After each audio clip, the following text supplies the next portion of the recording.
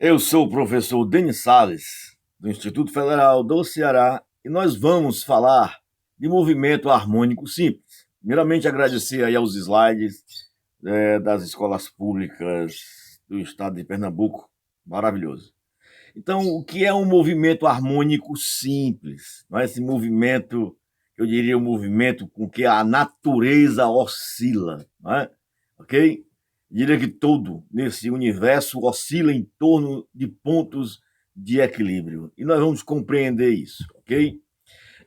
Nós temos aqui um sistema massa-mola, em que um corpo pendurado em uma mola oscila, e se esse movimento for sem atritos, sem resistências do ar, ok? Ele vai permanecer indefinidamente nessa posição. Eu tenho aí representado os movimentos, né, de como eles seriam o modelo matemático disso, ok? E nós vamos compreender todos esses modelos. Então, já que ele oscila em torno de uma posição de equilíbrio, o que é então um movimento oscilatório e periódico? Observe esse corpo, ele vai da amplitude mais A a amplitude menos A, passando pelo centro, ok? Eu tenho aí um movimento que oscila em torno de uma posição de equilíbrio. Digo que esse movimento é oscilatório e periódico, ok? E o que é movimento oscilatório? Todo movimento de vai e vem, realizado simetricamente em torno de um ponto de equilíbrio, que é o ponto zero. Né? E o que é um movimento periódico? Todo movimento oscilatório que se repete em intervalos de tempos iguais.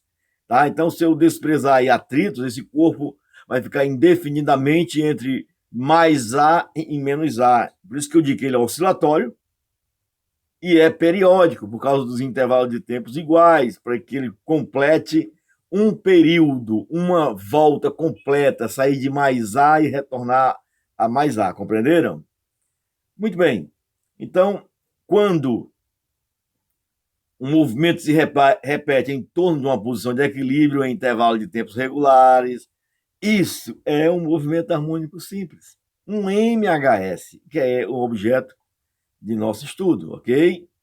E aí, com o movimento harmônico simples, eu tenho esse pêndulo, né, que oscila num vai e vem de mais A menos A, semelhante ao sistema massa-mola, em torno de uma posição de equilíbrio. Os pêndulos do relógio do Big Bang, lá em Londres, né, que não atrasa nunca. Deve ter lá muita manutenção, né? Tá certo? Para que aquele pêndulo mantenha uma hora fiel. Os ingleses são conhecidos como hora britânica, né? Uma hora perfeita, uma hora sem atrasos, não é? Ok? Muito bem.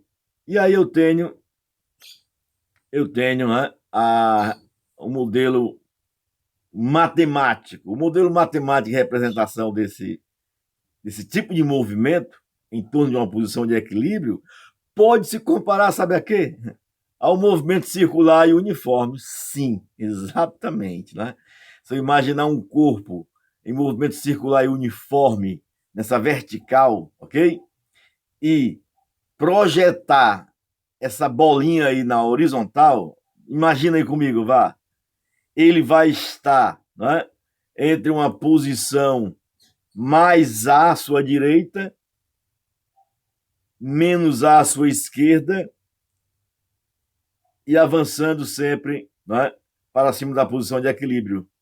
Compreenderam? Tentar dar uma pausa aí nesse vídeo e tenta imaginar a projeção dessa bolinha verde que está nesse círculo lilás, nessa reta horizontal. Ele vai lembrar um movimento que oscila de vai e vem. Esse modelo do movimento circular vai ser um movimento de referência para entender o movimento harmônico simples. Vamos entender isso? Tá? Vamos entender isso. Ok. Tá aqui meu chapéu que eu fico mais, eu diria, inteligente. Ok, tá? Então, esse é o oscilador massa-mola, vertical, né? Ainda há pouco eu mostrei um oscilador massa-mola horizontal, né? Ok? E como é que eu vou entender as características do movimento oscilatório e periódico do meu MHS? Né? Tá. E aí alguns parâmetros importantes que nós temos que compreender. E você já lembra disso do movimento circular uniforme? Simples. O que é o período? Né? O período é o intervalo de tempo em que o corpo sai do mais A, vai no outro extremo menos A e retorna a mais A. Ou seja, uma oscilação completa. É o intervalo de tempo no qual o evento se repete. Ele vai, sai do mais A, vai no menos A e retorna. Completou. Lembra agora da bolinha circulando? A bolinha fez uma circunferência completa. O sistema massa-mola saiu de um ponto, foi lá no outro e voltou ao mesmo ponto. Tá? O período vai ser dado em segundos, como foi no movimento circular uniforme. Tá? E o que vem a ser a frequência? A frequência é o número de períodos que cabe numa determinada unidade de tempo. Ok? Então, quantas vezes aquele corpo oscila em um minuto? Eu tenho tantas oscilações por minuto, tantas rotações por minuto. Quantas vezes aquele corpo oscila nesse vai e vem por segundo? Eu teria rotações por segundo, RPS, né? E aí seria meu Hertz, ok? Então, se a unidade de tempo for o segundo, a frequência é o Hertz. E lembra, período e frequência se relacionam matematicamente como? Lembrou? Você é bom, hein? De mecânica. Passou com a nota boa, não foi? Isso! Frequência é o inverso do período, período é o inverso da frequência, como quiser falar. Ok? Então, para continuar, vamos aqui a mais características do meu movimento harmônico simples. Vamos entrar propriamente nesse movimento, ok? Eu tenho aí elongação, tá? É um número real que indica a posição do objeto oscilante. Corresponde à abscissa do ponto P no eixo OX. Então agora vamos ter que colocar um eixo, tá vendo, o eixo horizontal de mais A a menos A. Tá? A elongação, ok? É aquele valor ali de S, tá vendo? Ó, no eixo OX, tá? Aquela distância ali, ó, que é a projeção.